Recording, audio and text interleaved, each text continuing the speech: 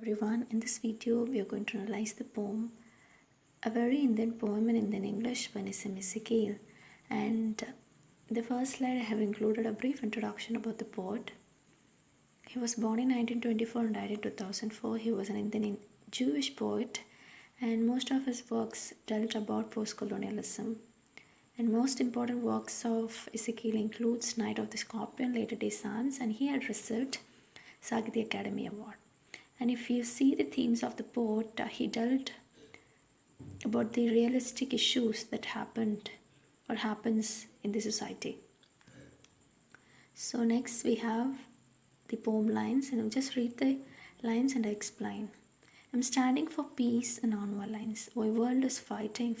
Why all people of world are not following Mahatma Gandhi. I'm simply not understanding. Ancient Indian wisdom is 100% correct. I should say even 200% correct. But modern generation is neglecting, too much going for fashion and foreign thing. And he says that he stands for peace and non-violence because whatever he sees in this world is only fighting. People are fighting for each and everything and not following peace or non-violence as proposed by Mahatma Gandhi. If we see the ancient Indian wisdom, what it teaches us to follow peace and non-violence, greet each other very nicely and behave nicely to other people. Nowadays people are not following it, especially the younger generation. Rather they are going after things which are not permanent and things like fashion, foreign thing, etc.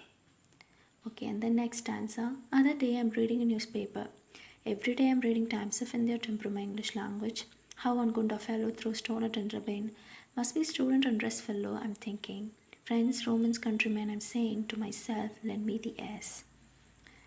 And then in this stanza he says that he reads newspaper every day and he gets to know that there are many conflicts in the society, and he gives an example about a fellow. And then finally he says that, and he quotes a line from Antony's speech, and he asks the people to listen to him, that what he wants to listen. And here we have that everything is coming: regeneration, remuneration, contraception. Be patiently, brothers and sisters.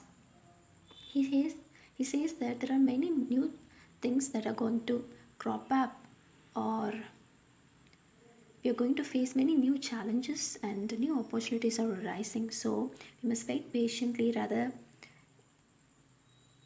we should not go for things that are not useful in any way. And then you want one glass lassi, very good for digestion, with little salt, lovely drink, better than wine. Not that I'm ever tasting the wine, I'm total teetotaler, completely total, but I say wine is for the drunkards only.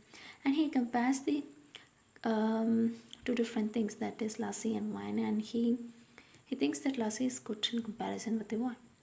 What do you think of prospects of world peace? Pakistan behaving like this, China behaving like that. It is making me very sad, I'm telling you, really most harassing me. All my brothers know. In India also, Gujaratis, Maharashtrians, Hindwalas, all brothers, though some are having funny habits, still you tolerate me, I tolerate you. One day, Ram Raja is surely coming. And then he finally speaks about world peace, where one country is fighting against other, and he says that India is diverse as well, but we tolerate each other. There is a toleration and non-violence, and finally the world will end and the God's rule will come. You're going, but you will visit again anytime, any day. I'm not believing in ceremony. Always I'm enjoying your company. And that's how he ends the poem, saying that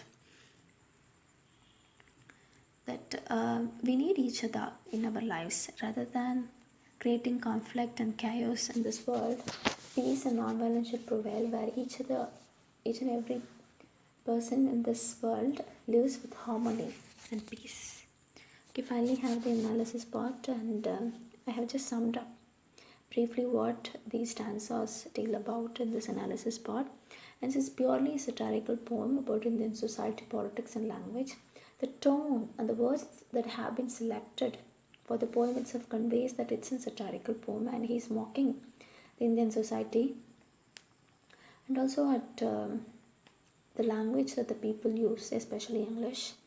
And what he stands, and then he speaks about Gandhian principles, peace and non-violence, and I just included, you can go through and, and include in your answers when you write the essay type answer. Okay, and finally, have taken an important questions that can be asked if you read this poem.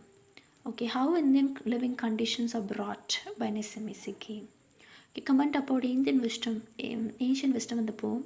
How Ezekiel's poem is relevant today. Unity in diversity. Elaborate using Ezekiel's poem. Common mistakes Indians do while speaking English as highlighted by Ezekiel. So, we're writing answers to all of these questions. If you include poem lines while explaining your thoughts or explaining the lines from the poem, I think it will look good and fetch your marks. Thank you for listening.